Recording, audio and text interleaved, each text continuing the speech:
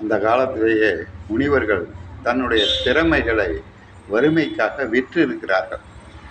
அதாவது தட்சகன்னு ஒரு பாம்பு, பரிசுத்த மகாராஜாவை ஒரே வாரத்தில் ஒன்று க்ளோஸ் பண்ணிடுவேன் அப்படின்னு சொல்லிட்டு அவன் பயந்து போய் என்னை காப்பாற்றினா யாரும் நிறைய பொன் பொருள்லாம் தருவேன்னு அறிவித்தான்.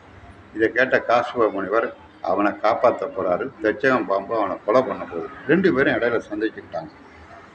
நீ எதுக்கியா போகிற? இப்போ தட்சகன் அடிச்சு, தட்சகன் ஒரு பாம்பு கொலை பண்ண போதான் நான் காப்பாற்ற போகிறேன். ஐயோ நான் தான் தட்சகன், என் திறமை தெரியுமான்னு ஒரு ஆலமரத்தை ஒரு கொத்துருந்துச்சு. ஆலமரம் பஸ்மாவாக போயிட்டு காசிபர் சொன்னார், ஏன் திறமை தெரியுமா அப்படின்னு கமலகுமட்ட குண்டத்தை எடுத்து தண்ணியை தெளிச்சார். ஆலமரம் வளர்ந்துட்டு இவன் பார்த்தான், இவன் காப்பாற்றினாலும் காப்பாற்றிடுவேன். யோ பரிசுத்த மகாராஜாவை நான் கொல்ல போகிறேன், உனக்கு எவ்வளோ கமிஷன் வேணும்?